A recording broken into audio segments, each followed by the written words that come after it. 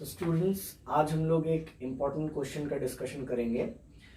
ये question arithmetic progression का है एंड ये क्वेश्चन में मुझे जो पता चला कि बहुत दिक्कत हो रही है ना, समझने में कि ये क्या कहना चाह रहा है ना। हालांकि ये आपके एनसीईआरटी के एग्जाम्पल में दिया हुआ है, पर हो सकता है कि उसका वे ऑफ रिप्रेजेंटेशन आपको समझने में दिक्कत हो रहा हो।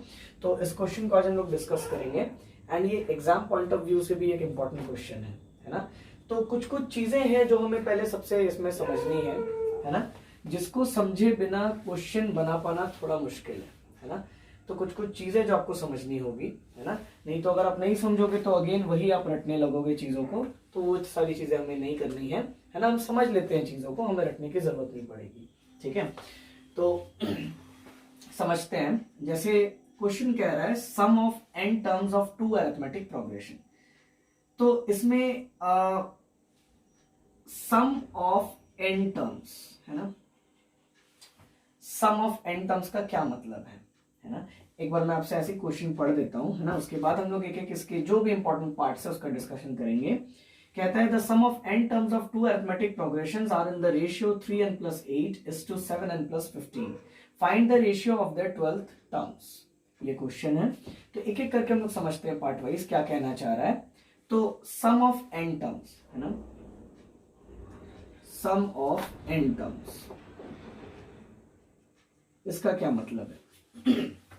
तो ऐसे समझते हैं इसको कि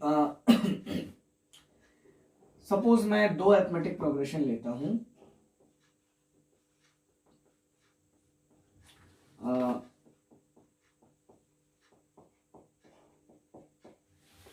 1, 3, 5, 7, 9 and 11 है ना। एंड मैं एक और अरिथमेटिक प्रोग्रेशन लेता हूं जो कि 2 का टेबल है ना। 2, 4, 6, 8, 10, 12 है ना। यहीं तक हम लोग लेते हैं इसको। अच्छा, अगर मैं 2 मिनट के लिए सम ऑफ n टर्म्स को साइड में रखूं एंड मैं n के जगह पे एक दूसरा नंबर यहां पे लिख दूं, है ना। सम ऑफ n टर्म्स के जगह पे अगर मैं कह दूं सम ऑफ 3 टर्म्स, है ना। दोनों एपीज में सम ऑफ 3 टर्म्स अगर वो करने के लिए कह रहा है तो आप क्या करते है ना। देखिए, तो फर्स्ट एपी की अगर हम लोग बात करें, इसमें सम ऑफ 3 टर्म्स का मतलब होगा कि फर्स्ट टर्म से शुरू करके, है ना, आप सेकंड थर्ड, है ना, 3 टर्म्स तक जाओ एंड कंटिन्यूअसली उनको ऐड कर दो, है ना। सम ऑफ 3 टर्म्स का मतलब फर्स्ट एपी में क्या होगा कि आप फर्स्ट टर्म से शुरू करो एंड थर्ड टर्म तक आप कंटिन्यूअस एडिशन कर दो। दैट इज, अगर मैं इसको मैथ्स में ट्रांसलेट करूं, मैथमेटिक्स में, तो मैं इसको कैसे लिखूंगा कि भाई 1 + 3 + 5 विच इज 9, मैं इसको ऐसे लिखूंगा। एंड वही चीज अगर मुझे सेकेंड एपी में करना है, सम ऑफ 3 टर्म्स, इसका मतलब होगा फर्स्ट टर्म से शुरू करके मैं थर्ड टर्म तक कंटिन्यूअस एडिशन कर दूं। दैट इज, अगर मैं इसको मैथमेटिक्स के लैंग्वेज में ट्रांसलेट करूं तो मैं इसको ऐसे लिखूंगा 2 + 4 + 6 विच इज 12, ठीक है। अच्छा, इसी तरीके से अगर आपसे कह देता सम ऑफ 4 टर्म्स, है ना, 3 के जगह पे अगर सपोज कर लेते हैं, है ना, वो कह देता आपसे सम ऑफ 4 टर्म्स।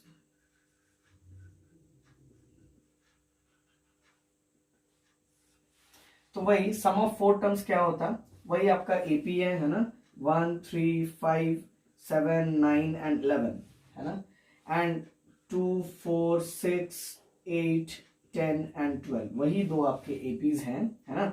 इसमें अगर मैं कह दूं सम ऑफ 4 टर्म्स, तो फर्स्ट एपी में सम ऑफ 4 टर्म्स का मतलब होगा फर्स्ट टर्म से शुरू करके आप फोर्थ टर्म तक कंटिन्यूअस एडिशन कर दो। फोर्थ टर्म तक मतलब first term, second term, third term, fourth term, तो आप फोर्थ टर्म तक कंटिन्यूअस एडिशन कर दो फर्स्ट टर्म से शुरू करके। तो इसको हम लोग कैसे एक्सप्रेस करेंगे मैथमेटिक्स में, 1 + 3 + 5 + 7, है ना, 4 टर्म्स, एंड ये हमें 16 मिलेगा। अच्छा, इसमें sum of 4 terms again first term से शुरू करके आप फोर्थ टर्म तक एडिशन कर दो। That is first term, second term, third term, fourth term, तो फोर्थ टर्म तक आप इसको ऐड कर दो। That is 2 + 4 + 6 + 8।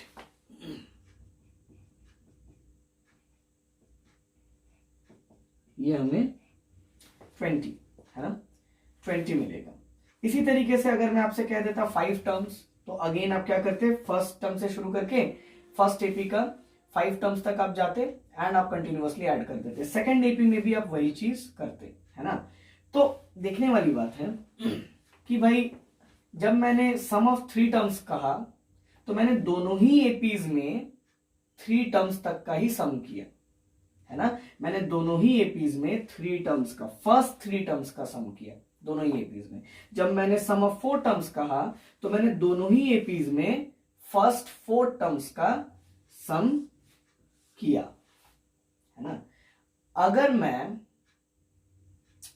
कह देता सम ऑफ n टर्म्स, है ना, अगर मैं 3 4 नहीं कह के अगर मैं कह देता सम ऑफ n टर्म्स, तो इसका मतलब होता कि अगर मेरे पास फर्स्ट एपी में, है ना, अगर मेरे पास फर्स्ट एपी में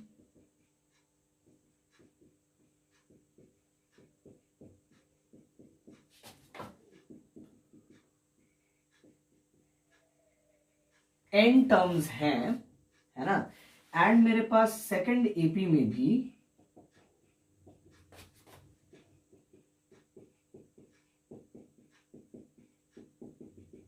n टर्म्स है, तो दोनों ही एपीज में मेरे को n टर्म्स का सम करना है ना।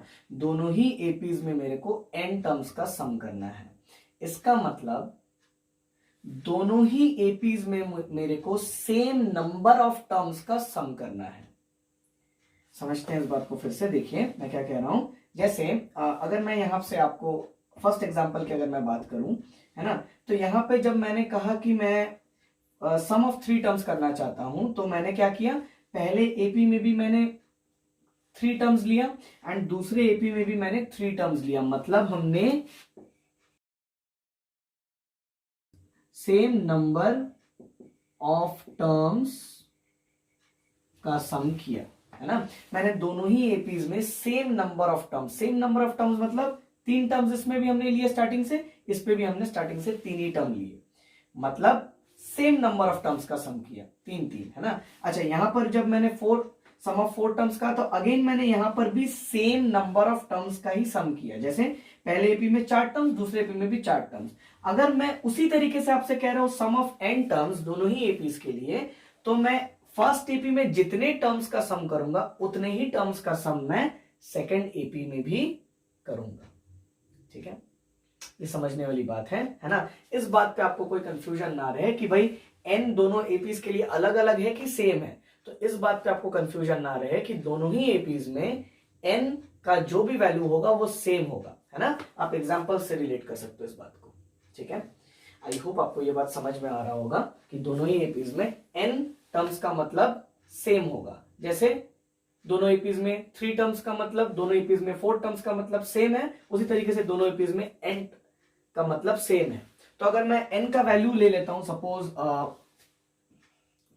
9, अगर मैं n का वैल्यू 9 लेता हूं तो इसका मतलब होगा फर्स्ट एपी में भी मैं 9 टर्म्स का सम करूंगा, starting from the first term मैं 9 टर्म्स तक जाऊंगा एंड मैं कंटिन्यूअसली ऐड कर दूंगा, एंड दूसरे भी एपी में मैं फर्स्ट टर्म से स्टार्ट करके 9 टर्म्स तक जाऊंगा एंड कंटिन्यूअसली ऐड कर दूंगा। यही इसका मतलब होगा। तो n क्योंकि हमें पता नहीं, है ना, n क्योंकि हमें पता नहीं, तो जितना भी n है फर्स्ट एपी के लिए उतना ही n होगा सेकंड एपी के लिए, मतलब n दोनों ही एपीज के लिए सेम है। ये बात समझना इंपॉर्टेंट है। ठीक है, अच्छा, फर्दर हमें इस क्वेश्चन में जो बात समझना है, मैं ये 2 एग्जांपल्स, है ना, लास्ट के 2 एग्जांपल्स हटा देता हूं एंड मैं फर्स्ट एग्जांपल को रहने देता हूं। उसी से हम लोग समझ जाएंगे, है ना, उसी से हम लोग समझ जाएंगे कि भाई देखिए सम ऑफ 3 टर्म्स जब मैंने किया, है ना, दोनों एपीज का, तो मुझे फर्स्ट एपी का सम ऑफ 3 टर्म्स 9 मिला एंड मुझे सेकंड एपी का सम ऑफ 3 टर्म्स 12 मिला। अब अगर मैं इनका रेशियो करूं, है ना, sum of three terms of the first AP and sum of three terms of the second AP, अगर मैं इनका रेशियो करूं तो मैं क्या लिखूंगा, sum of three terms of the first AP is 9 divided by sum of three terms of the second AP is 12। तो मैं इस तरीके से लिखूंगा, तो ये रेशियो है। पर मैं रेशियो को कभी भी लिखता हूं तो उसको मैं हमेशा रिड्यूस करके लिखता हूं, है ना। whenever we write ratio we always reduce it to its lowest term, है ना। मैं हमेशा उसको लोएस्ट पॉसिबल टर्म में रिड्यूस करके लिखता हूं। जैसे यहां पे 9/12 नहीं लिख के मैं लिखूंगा 3 3s are 9 3 4s are 12, तो मैंने इसको रिड्यूस करके 3/4 लिख दिया। देखने वाली बात है कि भाई जब मैंने रिड्यूस कर दिया रेशियो को इस तरीके से 3/4 जब मैं लिख रहा हूं, तो अब ये जो न्यूमरेटर है ना, ये जो हमारा न्यूमरेटर है, क्या ये sum of three terms of first AP रहा या नहीं, है ना। देखने वाली बात है कि भाई जब मैंने रिड्यूस कर दिया, ऑब्वियसली ये तो 3 हो गया ना, तो ये अब sum of three terms of first AP नहीं रहा, क्योंकि sum of three terms of first AP तो 9 है ना, एंड इसको तो मैंने रिड्यूस कर दिया, ये तो 3 हो गया। तो ये अब कैसे sum of three terms of first AP रहेगा, ये sum of three terms of first AP नहीं है। मोर ओवर डिनोमिनेटर के लिए भी सेम, ये जैसे मेरा sum of three terms of second AP था, पर सम ऑफ थ्री टर्म्स हमारा कितना आया था, 12 आया था, एंड जब मैंने उसको रेशियो करके जब मैंने कैंसिल किया तो मुझे जो नंबर मिला 4, अब ये 4 sum of three terms of second AP नहीं है, क्योंकि सम ऑफ थ्री टर्म्स तो 12 है। तो देखने वाली बात है कि भाई जब मैंने इस तरीके से रेशियो करके लिखा एंड मैंने रिड्यूस किया चीजों को, तो जो रिजल्ट आ रहा है, जो रेशियो आ रहा है, वो सम ऑफ थ्री टर्म्स नहीं है दोनों ही एपीज के लिए। वो वर्थ नोटिंग ये बात है कि भाई जब भी आप रेशियो लिखते हो तो आप चीजों को रिड्यूस करके लिखते हो, है ना, तो वो सम ऑफ थ्री टर्म्स अब नहीं रहेगा। ये बहुत ही इंपॉर्टेंट बात है। अच्छा, इसमें एक और बात आपको मालूम हो, है ना, कि भाई यहां पे क्वेश्चन क्या कह रहा है ना, मैं क्वेश्चन पे आता हूं डायरेक्टली। अब क्वेश्चन क्या कह रहा है,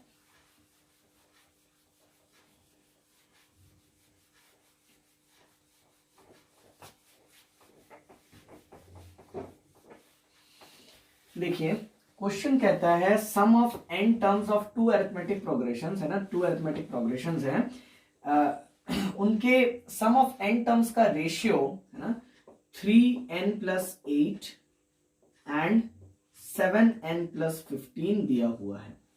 ठीक है, तो इसमें ये 3n+8 एंड 7n+15 क्योंकि रेशियो है ना, तो आपको ये बात समझ में आना चाहिए कि भाई ये अगर मैं इंडिविजुअली बोलूं तो ये मेरा दोनों में से फर्स्ट एपी के एन टर्म्स का सम नहीं होगा, एंड ये भी दोनों में से सेकेंड एपी का एन टर्म्स का सम नहीं होगा, है ना। जैसे अभी अभी हमने किया है ना, हमने रिड्यूस कर दिया चीजों को, क्योंकि हम जब भी रेशियो लिखते हैं तो हम रिड्यूस करके लिखते हैं, तो वो एन टर्म्स का सम अब नहीं रहेगा। ठीक है, मोर ओवर एक और बात है इसमें,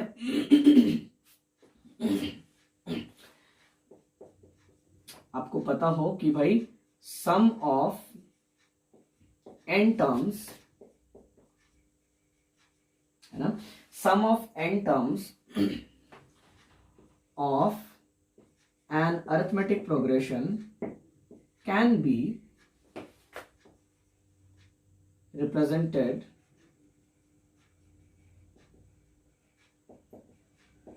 in the form of a quadratic equation, है ना, कि भाई अगर मैं n टर्म्स के सम का बात करूं, है ना, किसी भी अरिथमेटिक प्रोग्रेशन का, तो भाई उसको हम लोग रिप्रेजेंट कर सकते हैं इन the form of a quadratic equation. Now what is this quadratic equation? तो quadratic equation का मतलब है जैसे सपोज मैं एक इक्वेशन लिख रहा हूं, जैसे ax² + bx + c = 0, मैं ऐसे लिखता हूं, है ना, where a b and c are constants, है ना, where A, B and C are constants, है ना, जिनका वैल्यू चेंज नहीं होगा, कॉन्स्टेंट्स है। एंड यहाँ पे वेरिएबल क्या है, x, x is the variable. तो देखिए यहाँ पे हमारे पास दो जगह पे x है ना, एक ये a के साथ मल्टीप्लाई हुआ है एंड एक ये b के साथ मल्टीप्लाई हुआ है। तो अगर मैं इस पूरे, ये पूरा इक्वेशन है हमारा, अगर मैं इस पूरे इक्वेशन में अगर आपसे पूछूं कि भाई हाईएस्ट पावर, है ना, हाईएस्ट पावर क्या है x का, मतलब वेरिएबल जो है उसका हाईएस्ट पावर क्या है ना, तो आप कहोगे कि भाई इस पूरे इक्वेशन में वेरिएबल तो x है हमारा, क्योंकि एबीसी तो हमारा कांस्टेंट्स है ना। इस पूरे इक्वेशन में वेरिएबल अगर x है तो x दो जगह पे आया, एक यहाँ पे एक यहाँ पे। यहाँ पे जो x आया इसके पावर में कुछ नहीं है, मतलब पावर में 1 है, एंड यहाँ पे जो x है इसके पावर में 2, ये तो हमको साफ साफ दिख रहा है। तो ऑब्वियसली अगर मैं हाईएस्ट पावर पूछूं वेरिएबल का तो आप कहोगे भाई वो तो 2 है ना। तो हाईएस्ट पावर को हम कई बार डिग्री भी कहते हैं, जनरली हम लोग डिग्री ही कहते हैं, है ना, हाईएस्ट पावर को हम डिग्री भी कहते हैं।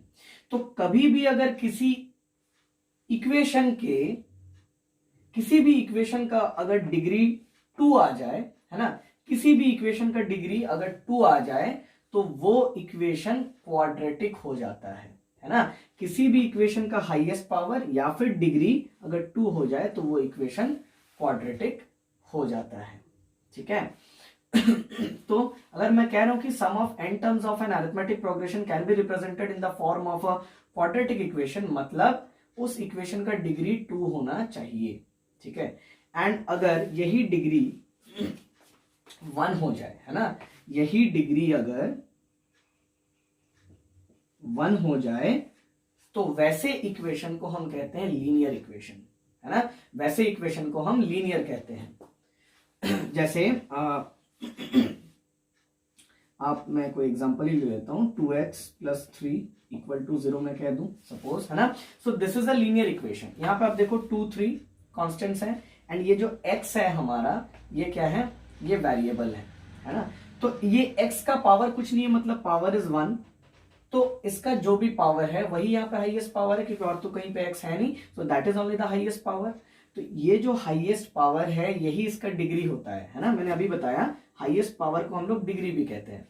तो हाईएस्ट पावर जो है इसका 1 है, that is only the degree, and क्योंकि डिग्री भी इसका 1 है therefore this equation is linear, है ना। अगर हम लोग इसका ग्राफ बनाएंगे तो हमें ग्राफ हमेशा एक स्ट्रेट लाइन मिलेगा, दैट इज लीनियर मिलेगा, है ना। इसीलिए हम लोग इस इक्वेशन को एक लीनियर इक्वेशन कहते हैं, क्योंकि इसका ग्राफ एक स्ट्रेट लाइन बनता है, ठीक है। तो अगर मैं इसको, है ना, जनरलाइज फॉर्म में लिखूं तो इस तरीके से ax + b के फॉर्म में आप लिख सकते हो, है ना, ax + b इस तरीके से लिख सकते हो, where a and b are constants, ठीक है। तो एक और बात आपको मालूम हो कि भाई मैं यहां पे लिख दे रहा हूं,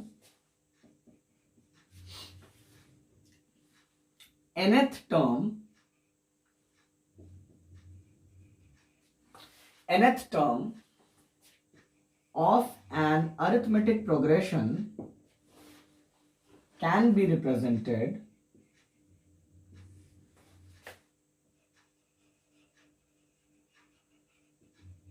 in the form of, can be represented in the form of a linear equation, है ना, in the form of a linear equation, है ना। मतलब जो nth टर्म का जो भी फॉर्मूला आप पढ़ते हो, है ना, वो हमेशा एक लीनियर इक्वेशन होता है। मतलब उसमें जो वेरिएबल है उसका जो डिग्री है ना, जो हाईएस्ट पावर है वो हमेशा 1 होता है, ठीक है। तो वो हमेशा एक लीनियर इक्वेशन का फॉर्म होता है, ठीक। एंड अगर मैं सम की बात करूं तो वो हमेशा किसी भी एपी के एन टर्म्स के सम का अगर मैं बात करूं तो हमेशा एक क्वाड्रेटिक इक्वेशन होता है। अच्छा, nth टर्म आई होप आप समझ रहे हो, है ना। nth टर्म जो हम लोग फॉर्मूला पढ़ते हैं जनरल टर्म, है ना, an is equal to a plus n minus 1 into D, where a is the first term, d is the common difference and n is that term which we are trying to find, है ना।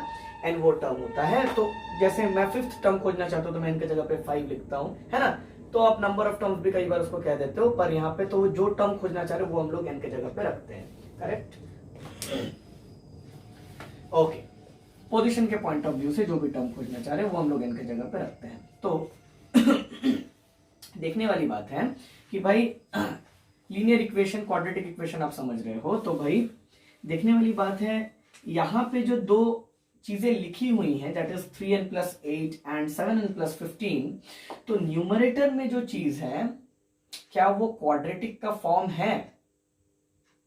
Quadratic का form नहीं है ना। Denominator में भी जो चीज है क्या वो क्वाड्रेटिक का फॉर्म है? अगेन वो क्वाड्रेटिक का फॉर्म नहीं है ना। क्यों? क्योंकि भाई यहाँ पे जो वेरिएबल है दैट इज n, है ना, n यहाँ पे वेरिएबल है, ठीक है। तो ये जो n है इसका जो पावर है कुछ नहीं है, मतलब 1 है ना। दोनों ही जगह पे n का पावर कुछ नहीं है, मतलब 1 है। एंड मैंने अभी बताया पावर 1 वही एक वेरिएबल है, that is only the highest power.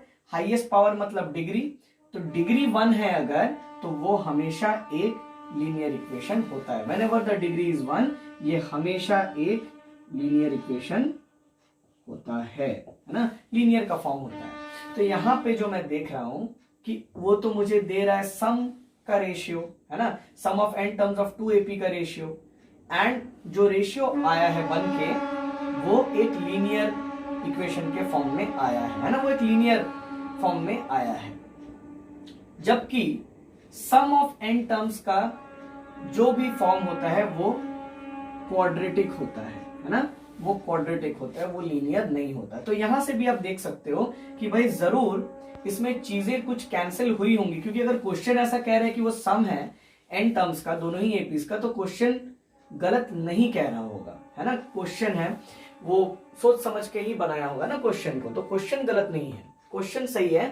पर अगर वो कह रहा है कि वो n टर्म्स का सम है एंड आपको सम का जो आप जो रूल अभी आप पढ़े कि क्वाड्रेटिक का फॉर्म होना चाहिए, एंड वो फॉर्म आपको यहाँ पे दिख नहीं रहा है, तो आप ये अंदाजा लगा सकते हो कि भाई चीजें जरूर कुछ कैंसिल हुई होंगी, जो कि मैंने आपको बताया। क्योंकि ये रेशियो के फॉर्म में लिखा हुआ है तो हम लोग चीजों को कैंसिल करके ही लिखते हैं, है ना। हमने एग्जांपल भी लिया, वहां पर भी हमने देखा कि हम लोग चीजों को कैंसिल करके ही लिख रहे थे। अच्छा, अब देखने वाली बात है कि भाई ये तो हमने पता कर लिया कि भाई ये n टर्म्स का सम अब रहा नहीं, भले वो n टर्म्स के सम का रेशियो दे रहा है, पर वो रेशियो है क्योंकि तो कैंसिल हो गया, तो अब वो n टर्म्स का सम रहा नहीं। अगर मैं यहां से उठा लू 3n प्लस 8 तो मैं नहीं कह सकता कि वो किसी भी एपी का n टर्म्स का सम है। मैं यहां से उठा लू 7n प्लस 15 तो मैं नहीं कह सकता वो किसी भी एपी के n टर्म्स का सम है, ठीक है। तो ये बातें हमने समझी, है ना। ये सारी चीजें, है ना, आपको काम में आएगी, आप इसको नोट करके रखो। अब हम लोग सोल्यूशन की तरफ आगे बढ़ते हैं, है ना, समझते हैं कि इस क्वेश्चन को हम लोग किस तरीके से सॉल्व कर सकते हैं। तो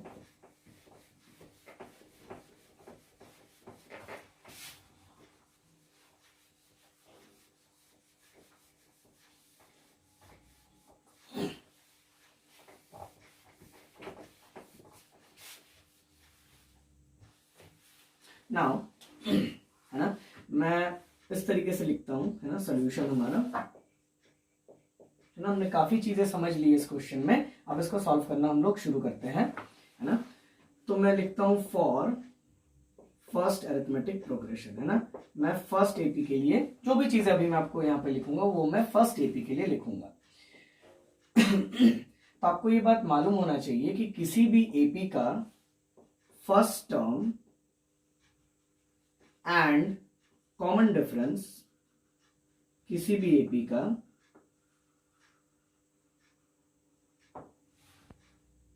सेम नहीं होता, है ना।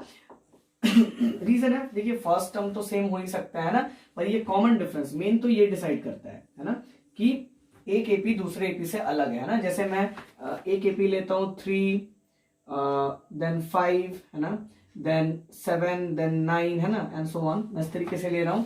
मैं दूसरा एपी ले रहा हूं 3, ठीक है, देन 13 देन 23, है ना, क्या पता चलता है इन दोनों एपीज में कि भाई दोनों तो एपी हैं, ये तो पता है आपको क्योंकि सेम डिफरेंस से आगे बढ़ रहा है दोनों ही जगह पे, है ना। यहाँ पे अगर आप देखोगे यहाँ पे जो कॉमन डिफरेंस है वो 2 का है एंड यहाँ पे जो कॉमन डिफरेंस है वो 10 का है ना। कॉमन डिफरेंस सेम है, कॉमन डिफरेंस अलग अलग है दोनों जगह पे, है ना। यहाँ पे 2 है, यहाँ पे 10 है, पर इनका जो फर्स्ट टर्म था वो तो सेम है। तो फर्स्ट टर्म से भी नहीं तो मेन कॉमन डिफरेंस से हम लोग बोलते हैं कि भाई ये एपी और ये एपी अलग है ना। ऑब्वियसली दिखने में भी अलग ही लगेगा क्योंकि कॉमन डिफरेंस अलग है।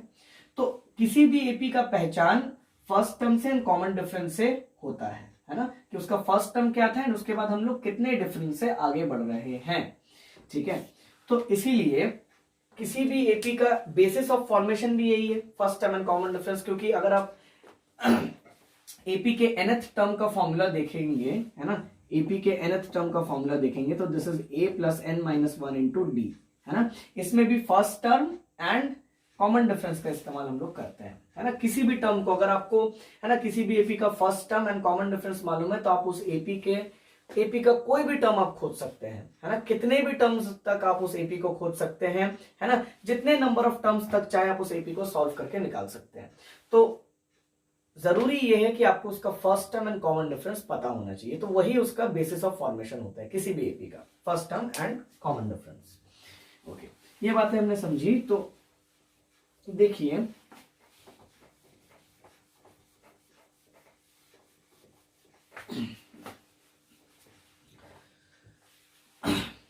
फर्स्ट एपी में क्योंकि ये एक अरिथमेटिक प्रोग्रेशन है तो इसका first term and common difference unique होगा, है ना। दूसरे एपी के कंपैरिजन में ये अलग होगा, है ना।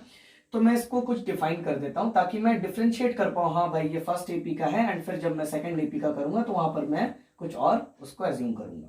तो मैं लिखता हूं let the first term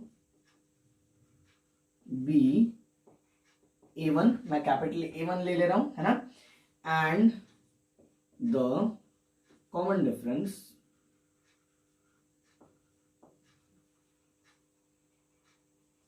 B D1, है ना।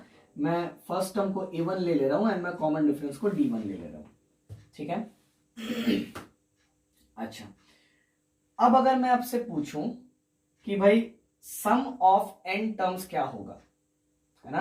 अगर मैं आपसे पूछूं सम ऑफ n टर्म्स क्या होगा इस एपी का, तो भाई आपको मालूम है ना, n टर्म्स के सम का फॉर्मूला, किसी भी एपी के n टर्म्स के सम का फॉर्मूला फ्रॉम द स्टार्टिंग क्या होता है भाई, n/2 into 2a plus n minus 1 into D, है ना। हम लोग एलाबोरेटेड वाला फॉर्मूला लिख ले रहे हैं, है ना।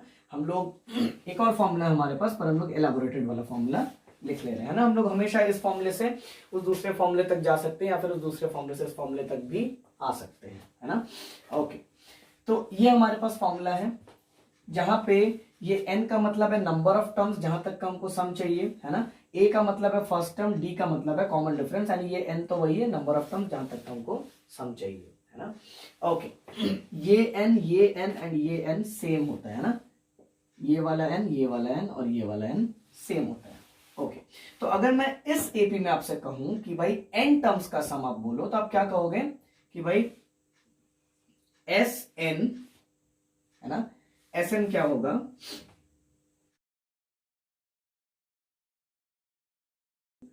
n/2 2 इंटू, है ना, फर्स्ट टर्म। अब देखिए ये हमारे पास जनरल फॉर्मूला है, यहां पे फर्स्ट टर्म को हमने स्मॉल a से दिखाया, है ना। हो सकता है बुक में भी स्मॉल a से लिखा होगा, कई बार कैपिटल A भी लिखता है, ठीक है। पर हमने यहाँ पे फर्स्ट टर्म को क्या एज्यूम किया, हमने तो यहाँ पे A1 एज्यूम किया, तो हम लोग a के जगह पे, स्मॉल a के जगह पे हम लोग क्या लिखेंगे A1, ठीक है। ओके, उसके बाद plus n minus 1, n minus 1, क्योंकि n टर्म्स का ही सम कर रहे हैं, यहां पर भी हम लोग n टर्म्स के सम का फॉर्मूला लिखे हैं, तो यहाँ पे n सेम रहेगा, है ना, n माइनस 1 ये सेम रहेगा एज इट इज। आप यहाँ पे ऑब्जर्व करते हुए यहाँ पे आप लिख सकते हो चीजों को। उसके बाद मल्टीप्लीकेशन में हमारे पास d है ना, d का मतलब है कॉमन डिफरेंस, तो बुक में हो सकता है कि d को उस तरीके से स्मॉल में दिखाया होगा, हमने तो यहाँ पे d को कैपिटल D1 से रिप्रेजेंट किया कॉमन डिफरेंस को, तो हम लोग यहाँ पे D1 लिख देंगे, ठीक है। ये हमारा sum of n terms of first AP होगा, ठीक है। अच्छा, अगर मैं दूसरे एपी के लिए भी साइड बाय साइड, है ना, इस चीज को करते रहूं तो मैं क्या लिखूंगा, देखिए, फॉर सेकेंड एपी, अगेन क्योंकि किसी भी एपी का पहचान, है ना, first term and common difference से होता है, बेसिस ऑफ फॉर्मेशन ही वही है, तो इसके लिए भी मैं एक अलग एज्यूम कर लेता हूं, क्योंकि मैं ये नहीं कह सकता कि मैंने जो A1 एंड D1 इस फर्स्ट एपी के लिए एज्यूम किया, मैं इसको भी A1 एंड D1 ही लिख दूं, क्योंकि नहीं होगा, है ना, ये एक दूसरा ही एपी है, सेकेंड एपी, है ना, तो इसका जो फर्स्ट टर्म है, इसका जो कॉमन डिफरेंस है वो यूनिक होगा, है ना। तो मैं क्या लिखता हूं, let the first term and common difference, या फिर रेस्पेक्टिवली वर्ड फिर लिखना पड़ेगा, ओके कोई बात नहीं, मैं ऐसे लिख देता हूं, let the first term be, मैं लैंग्वेज दोनों जगह पे सेम रखता हूं, let the first term be A2, है ना, यहाँ पे मैंने ऑलरेडी A1 ले लिया है, तो मैं यहाँ पे A2 लूंगा, है ना। सेम चीजें मैं नहीं ले सकता, क्योंकि मैंने आपको अभी बताया यूनिक होता है first term and common difference, first term be A2 and the common difference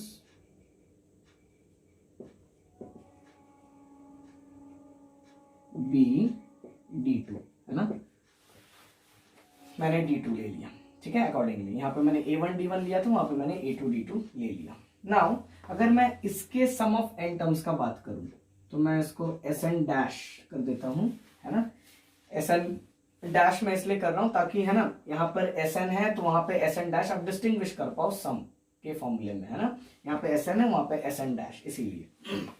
तो देखने वाली बात है कि भाई मेरे पास जो जनरल फॉर्मूला है, मैं जनरल फॉर्मूले को कहीं लिखता हूं, यहाँ पे मैं लिख देता हूं कि किसी भी एपी के n टर्म्स के सम का formula n/2 2a plus n-1 into D, ये होता है ना। अच्छा, यहाँ पे मैं अगेन मुझे n टर्म्स का ही सम करना है, मैंने आपको बताया था कि दोनों ही एपीज में n टर्म्स का सम मतलब n दोनों ही जगह पे सेम है, तो यहां पर जो मैंने n लिखा है, मैं यहां पर भी उसी n का यूज कर सकता हूं, कोई दिक्कत नहीं है। मैंने ये बात हमने स्टार्टिंग में ही डिस्कस किया कि भाई n का मतलब दोनों जगह पे सेम ही होगा, जो भी होगा, है ना, हमने एग्जांपल्स लिए, है ना, हमने दो एपीज हमने लिया, है ना, हमने दिखाया करके 3 टर्म्स 4 टर्म्स, है ना, दोनों ही जगह पे हमने देखा सेम है ना, n का मतलब जो भी है, जितने भी टर्म्स का सम करने के लिए कह रहा है, वो नंबर ऑफ टर्म्स वो सेम होगा, ठीक है ना। तो n/2 यहां पर भी मैं लिख सकता हूं 2 इंटू, अब देखने वाली बात है यहाँ पे कि भाई 2 इंटू फॉर्मेट के हिसाब से मेरे पास फर्स्ट टर्म है, एंड यहाँ पे मैंने फर्स्ट टर्म को A2 लिया हुआ है, तो मैं यहाँ पे 2 इंटू A2 लिखूंगा, ठीक। अच्छा, प्लस n-1, है ना, according to the format, plus n-1 मैं लिख रहा हूं, multiply by d, that is common difference है फॉर्मेट में, है ना, सम के फॉर्मूले के फॉर्मेट में मल्टीप्लीकेशन में इसके बाद कॉमन डिफरेंस है, तो यहां पर भी हमको कॉमन डिफरेंस को मल्टीप्लाई करना होगा, पर यहां का जो कॉमन डिफरेंस है वो तो मैंने D2 लिया है, तो मैं यहां पे D2 लिख देता हूं। आई होप यहां तक आपको, है ना, समझ में आ रहा होगा कि मैं क्या कर रहा हूं। मैंने बस दोनों एपीज के n टर्म्स का सम का फॉर्मूला लिखा है, जहां पे मैंने A1 D1 फर्स्ट एपी के लिए अज्यूम किया है, A2 D2 सेकंड एपी के लिए अज्यूम किया है, first term and common difference को रेस्पेक्टिवली, है ना। अच्छा, अब अगर मैं अकॉर्डिंग टू द क्वेश्चन चलूं, है ना, अगर मैं अकॉर्डिंग टू द क्वेश्चन चलूं, देखिए, है ना, अगर मैं अकॉर्डिंग टू द क्वेश्चन चलूं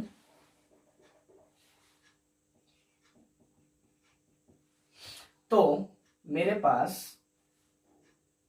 जो क्वेश्चन दे रहा है कि भाई sum of n terms of two arithmetic progressions are in the ratio, है ना, रेशियो का मतलब दो एपीज के सम का, n टर्म्स के सम का उसने रेशियो दे रखा है, मतलब अगर ये फर्स्ट एपी के n टर्म्स का सम है तो Sn, एंड अगर ये सेकेंड एपी के n टर्म्स का सम है दैट इज Sn डैश, तो इसका उसने रेशियो दे रखा है ना, Sn अपॉन Sn डैश उसने कितना दे रखा है भाई, उसने दे रखा है 3n + 8 = 7n + 15, तो मैं इसको लिख देता हूं 3n + 8 अपॉन 7n प्लस 15, है ना, ये उसने दे रखा है। अब हमने जो सॉल्व किया Sn का वैल्यू एंड Sn डैश का वैल्यू, वो तो हमारे अकॉर्डिंग Sn के लिए ये है एंड Sn डैश के लिए ये है, तो अकॉर्डिंगली हम लोग Sn के जगह पे Sn डैश के जगह पे उनके वैल्यूज को डाल सकते हैं, है ना। अच्छा, always remember to use brackets, क्योंकि एक से ज्यादा टर्म्स हैं, हमेशा ब्रैकेट्स डालना जरूरी है, क्योंकि मल्टीप्लाई करने पे फिर गड़बड़ी हो सकता है ना, तो ब्रैकेट्स यूज करना जरूरी है। ओके, तो Sn के जगह पे हम लोग क्या लिख सकते हैं, n/2, है ना, 2a1 plus n-1 into d1, अच्छा, अपॉन Sn डैश हमारे पास क्या है, देखिए n/2 into 2a2 plus n-1 into d2, ठीक है, इक्वल टू हमारे पास क्या है, 3n plus 8 upon 7n plus 15, है ना, ये हमारे पास है ना। मैं बोर्ड को इरेज करता हूं, क्योंकि मैंने जो भी हमारे पास रिक्वायर्ड डिटेल्स थी मैंने लिख दिया है, तो ये ऊपर वाले पोर्शन का हमको जरूरत नहीं है, तो मैं इसको इरेज कर देता हूं।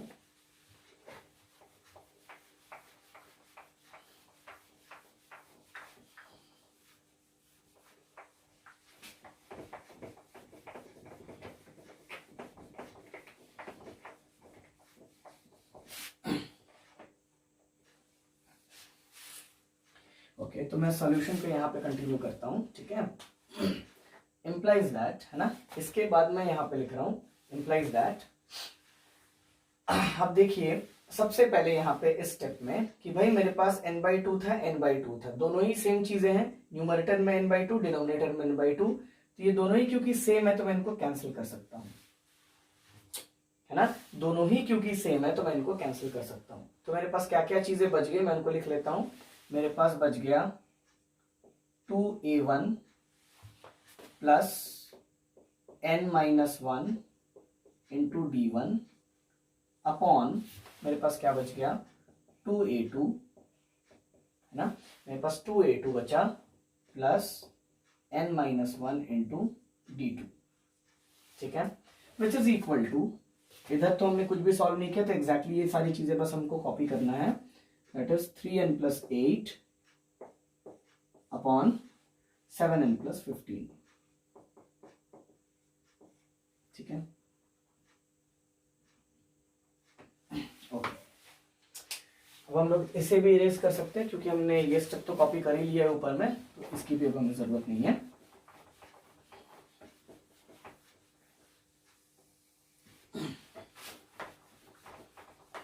अब देखिए,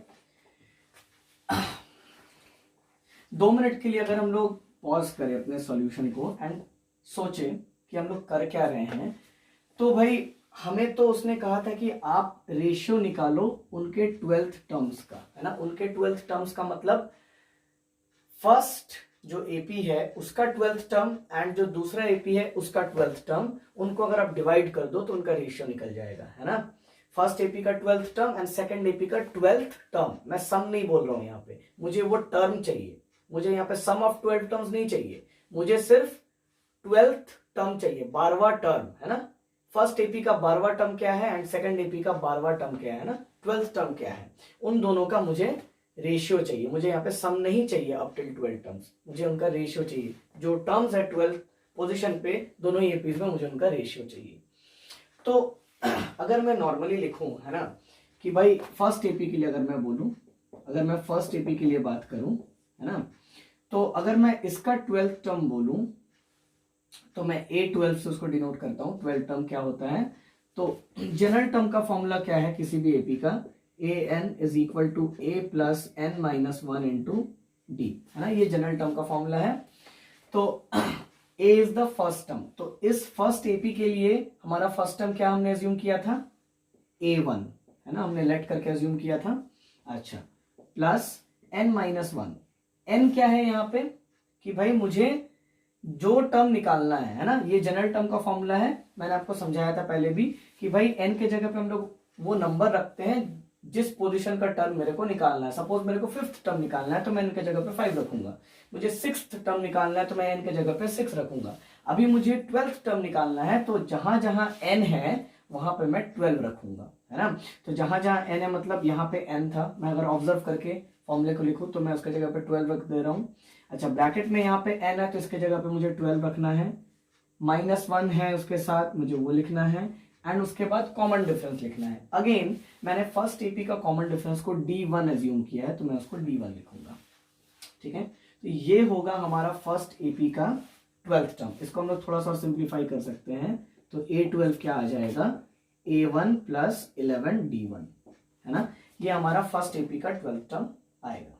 लाइकवाइज सेकेंड एपी के लिए अगर मैं बोलूं तो सेकेंड एपी का 12th टर्म क्या होगा, तो A12 से अगेन इसको डिनोट करेंगे, एंड क्योंकि हम लोग डिस्टिंग्विश कर पाए कि ये A12 किसका है तो मैं यहाँ पे एक डैश लगा दे रहा हूं ताकि मैं बता पाऊं कि हाँ भाई ये सेकंड एपी के लिए मैं 12th टर्म बोल रहा हूं, है ना। नहीं तो अगर मैं ऐसे लिख दूं डायरेक्टली तो आप कहोगे ना कि भाई A12 है, यहां पर भी A12 है, यहां पर भी, कौन सा किसका, है ना। इसीलिए ये कंफ्यूजन ना हो, इसीलिए एक डैश लगा देते हैं पहचान के लिए, ठीक है। तो अगेन फॉर्मेट आप देखो, ए है मतलब फर्स्ट टर्म मुझे लिखना है according to the general term का फॉर्मूला जो भी है उसके अकॉर्डिंग मुझे यहाँ पे फर्स्ट टर्म लिखना है। मैंने सेकंड एपी के फर्स्ट टर्म को A2 एज्यूम किया तो मैं यहाँ पे A2 लिख देता हूँ, ठीक है। फिर आगे हमारे पास प्लस है तो मैं यहाँ पे प्लस लिखता हूँ। फिर n है, n का मतलब अगेन मैंने आपको बताया कि मैं जितना जो टर्म निकालना चाहता हूँ, जिस पोजिशन का टर्म निकालना चाहता हूँ, n वो वैल्यू है यहाँ पे, है ना। तो मैं अगर 12th टर्म निकालना चाहता हूँ तो मैं n के जगह पे 12 रखूंगा, एंड -1 है तो -1 इंटू डी हमारा क्या है, कॉमन डिफरेंस। तो यहाँ पे फॉर्मूले के अकॉर्डिंग मैंने, है ना, जनरल टर्म के फॉर्मूले में स्मॉल डी लिया है, पर मैंने सेकंड एपी के लिए तो कैपिटल D2 से रिप्रेजेंट किया था कॉमन डिफरेंस को, तो मैं यहाँ पे D2 लिख लूंगा। आई होप आपको समझ में आया कि मैंने 12th टर्म का जो फॉर्मूला है वो किस तरीके से लिखा है ना 12th टर्म का। इसको हम लोग एक स्टेप सिंप्लीफाई कर सकते हैं कि भाई A12 डैश क्या है, A2 + 11 D2, है ना। ये हमारे सेकेंड एपी का एंड ये हमारा फर्स्ट एपी का 12th टर्म अगर हम लोग निकालते तो इस तरीके से हम लोग फॉर्मूले से निकाल सकते थे। हाँ, हमें first term and common difference अगर मालूम चल जाए दोनों ही एपीज का तो हम लोग आराम से उसका 12th टर्म भी फाइंड कर सकते हैं, पर हमें यहाँ पे मालूम नहीं है तो कैसे फाइंड करें, कैसे करके खोजें, ये सोचने वाली बात है ना। तो अगर आप ऑब्जर्व करो, है ना, अभी तक जो हमने जहां तक सॉल्व किया, अगर आप ऑब्जर्व करो थोड़ा सा कि भाई हमारा फर्स्ट एपी का 12th टर्म ये है एंड हमारा सेकंड एपी का 12th टर्म ये है, एंड हमने जो अभी तक सॉल्व किया हमारे पास न्यूमरेटर में 2a1 + n-1 d1 आया, 2a2 + n-1 d2 आया। आप अगर ऑब्जर्व करोगे यहाँ पे तो आपको पता चलेगा कि न्यूमरेटर में जो चीजें हैं काफी हद तक मिलता जुलता है इससे, है ना। देखिए अगर मैं फर्स्ट एपी की बात करूं तो काफी हद तक उससे मिलता जुलता है।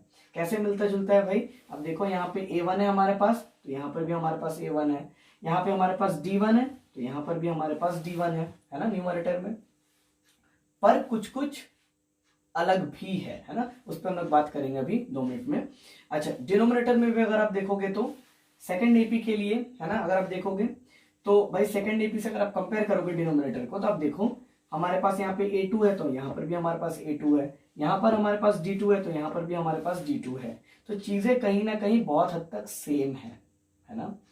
अच्छा, अगर मैं आपसे कहूं कि मुझे इसी को 12th टर्म के फॉर्मूले जैसा लिखना था, है ना, न्यूमरेटर को मैं 12th term of first AP जैसा लिखना चाहता हूं एंड मैं डिनोमिनेटर को 12th term of second AP जैसा लिखना चाहता हूं, तो क्या मैं न्यूमरेटर एंड डिनोमिनेटर को फर्स्ट एंड सेकंड एपी का 12th टर्म जैसा एग्जैक्टली बना सकता हूं, है ना। ये देखने वाली बात है, क्या मैं ऐसा बना सकता हूं, क्योंकि अगर आप अभी देखोगे अभी तो सेम नहीं है। हाँ, कुछ कुछ चीजें हैं जो A1 D1 A1 D1 A2 D2 A2 D2 same चीजें हैं पर एग्जैक्टली सेम नहीं है। जैसे यहाँ पे सिंपली A1 है, यहाँ पे ट्वाइस A1 है, यहाँ पे 11 D1 है, यहाँ पे n-1 D1 है, तो ये डिफरेंसेस हैं। डिनोमिनेटर में भी सेम ट्वाइस A2 है, यहाँ पे सिंपली A2 है, यहाँ पे n-1 D2 है, यहाँ पे 11 D2 है, तो ये डिफरेंसेस है। तो क्या कोई टेक्निक है जिससे हम लोग इसको एग्जैक्टली 12th टर्म जैसा बना पाते? क्योंकि अगर हम लोग बना पाते तो हम लोग कह पाते कि ये जो रेशियो है ये 12th टर्म का है। क्या हम लोग बना सकते हैं? ट्राई करते हैं एक बार, देखते हैं ऐसा हो सकता है कि नहीं।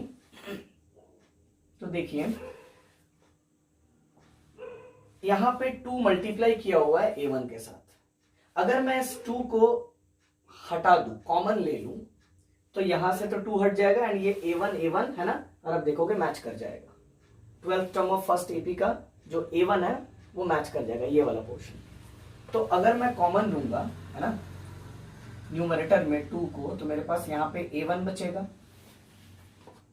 प्रॉब्लम ये है कि मेरे पास फर्स्ट टर्म में तो 2 था, पर मेरे पास सेकंड टर्म में कहीं पर भी 2 नहीं है ना। ये देखिए ये प्लस है, प्लस के पहले मैं फर्स्ट टर्म कह रहा हूं, प्लस के बाद मैं सेकंड टर्म कह रहा हूं, है ना।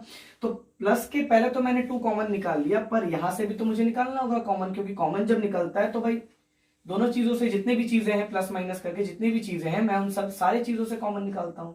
मैंने यहां से तो निकाल लिया, पर यहां से कैसे निकाले कॉमन? भाई इसके पास तो नहीं है।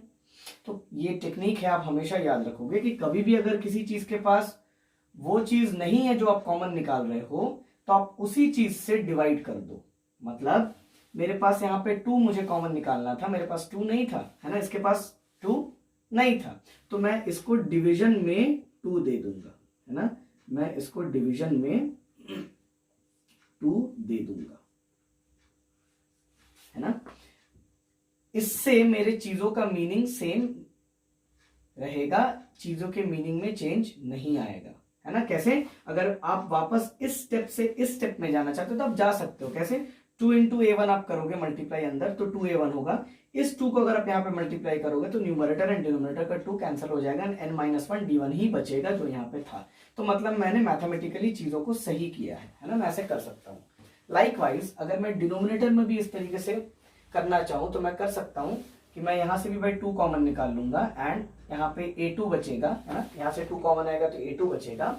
एंड क्योंकि इस दूसरे वाले टर्म में मेरे पास 2 है नहीं, तो मैं यहाँ पे डिवाइड कर दूंगा 2 से, है ना, n-1/2 इंटू D2, ठीक है, which is equal to 3n + 8 and 7n + 15। देखने वाली बात है कि ऊपर में 2 नीचे में 2, तो ये कैंसिल हो सकता है, 2 से 2 हम लोग कैंसिल कर सकते हैं, है ना। तो हमारे पास क्या बच गया? हमारे पास A1 + n-1/2 D1 divided by A2 + n-1/2 D2 बच गया, है ना, न्यूमरेटर एंड डिनोमिनेटर में। एंड राइट हैंड साइड में तो हमने कुछ नहीं किया, तो आप उसको स्टार्टिंग से ही अभी तक कॉपी ही कर रहे हो सिर्फ, है ना, 3n + 8 एंड 7n + 15, ठीक है। यहां तक हमने समझा, है ना। मैं थोड़ा सा बोर्ड को इरेज कर देता हूं, ठीक है, यहां से ऊपर से मैं इरेज कर देता हूं क्योंकि इन स्टेप्स का हमें जरूरत नहीं है।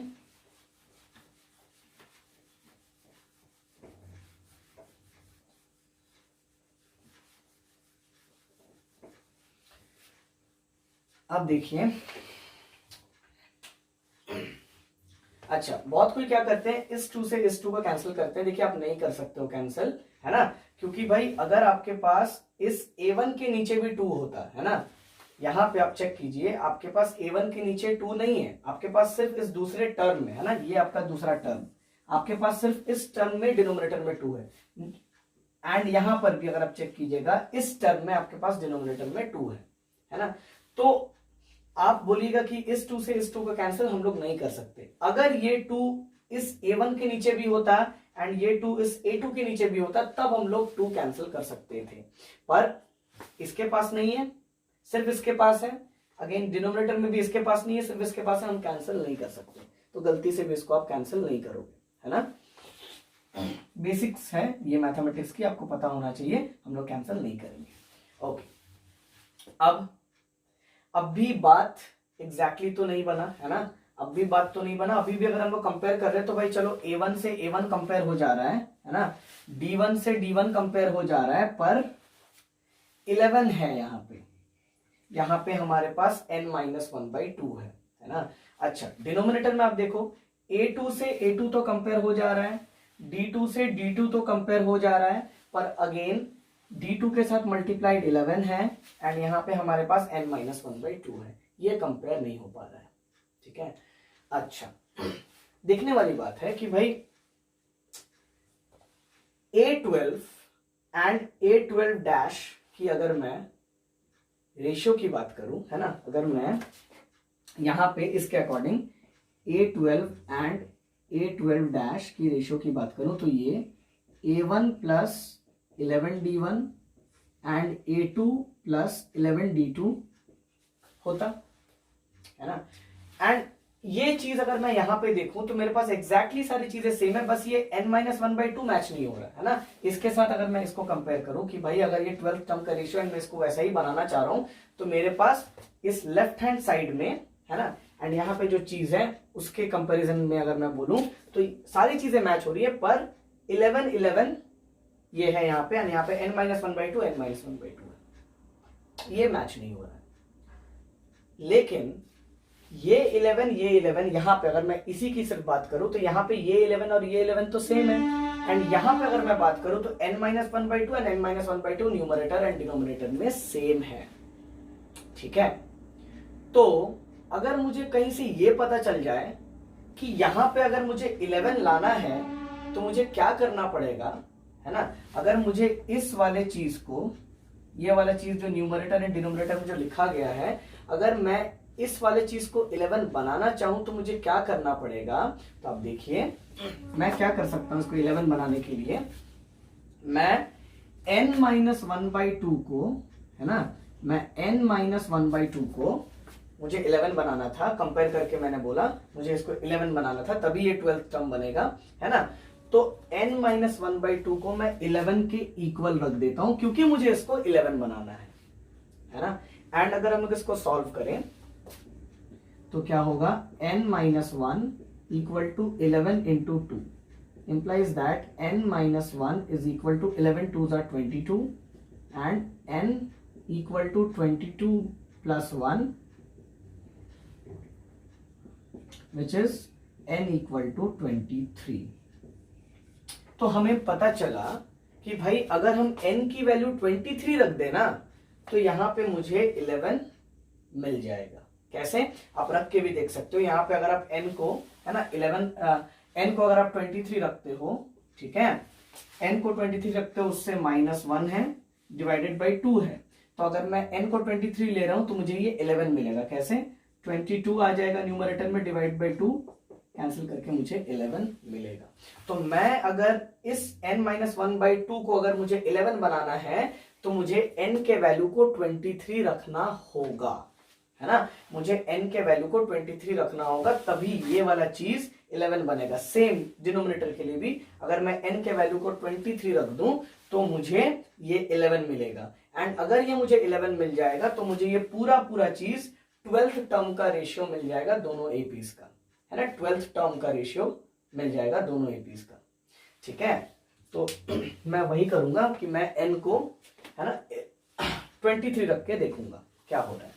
तो देखिए मैं क्या कर रहा हूं, implies that, मैं यहां पे लिख लेता हूं, इसके बाद मैं यहां पे लिख रहा हूं कि भाई a1 प्लस, मुझे n के जगह पे, मैंने अभी भी बोला कि अगर मुझे यहाँ पे 11 बनाना है तो मैं क्या करूंगा, मैं 23 रखूंगा, तो मैं n के जगह पे 23 -1/2 into d1 upon a2 plus,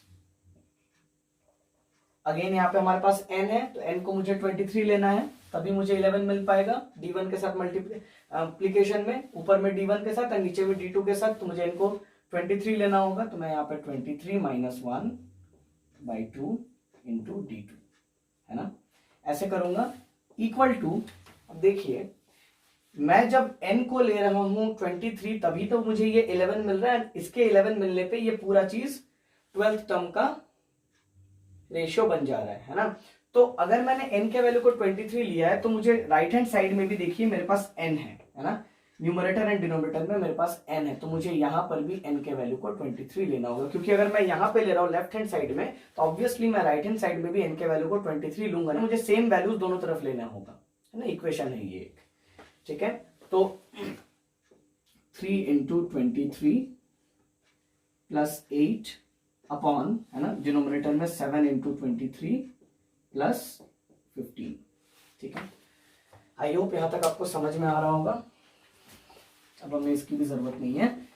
अब देखिए, क्योंकि ये हमारा, है ना, क्योंकि ये हमारा 12th टर्म है फर्स्ट एपी का, है ना, इसको मैं ऐसे लिख ही सकता हूं A1 प्लस, इसको अगर हम लोग सॉल्व करेंगे तो वी विल गेट 11 D1, है ना। डिनोमिनेटर में अगर हम लोग लिखेंगे A2, इसको अगर हम लोग सॉल्व करेंगे हमको 11 D2 मिल जाएगा, विच इज इक्वल टू, इधर अगर हम लोग सॉल्व करेंगे ये 69 प्लस 8 एंड ये 161 प्लस 15 मिलेगा। ठीक है, अब देखिए A1 प्लस 11 D1 क्या है भाई? A1 प्लस 11 D1 हमारा 12th टर्म है फर्स्ट एपी का, एंड A2 प्लस 11 D2 हमारा 12th टर्म है सेकेंड एपी का। तो हम लोग क्या करेंगे, ध्यान से देखिए, इसको हम लोग A12 से डिनोट कर सकते हैं, है ना, एंड डिनोमिनेटर को हम लोग A12 डैश से डिनोट कर सकते हैं, which is equal to 69 plus 8 कितना होता है 77, एंड 161 प्लस 15 176। नाउ अगर हम लोग चाहें तो कैंसिल इसको कर सकते हैं, कैंसिल करना ही होगा, चाहने की बात नहीं है, हमें तो इसको कैंसिल करना ही होगा, क्योंकि रेशियो लिख रहे हैं हम लोग हमेशा उसको रिड्यूस फॉर्म में ही लिखते हैं ना, हमें इसको कैंसिल करना है। जब तक हम लोग कैंसिल कर सकते हैं हम लोग उसको कैंसिल करेंगे, है ना। तो आप देखिए 11 से कैंसिल कर लेते हैं, है ना, 11 7 जा 77, एंड देन 11 1 जा 11, 11 6 जा 66, है ना।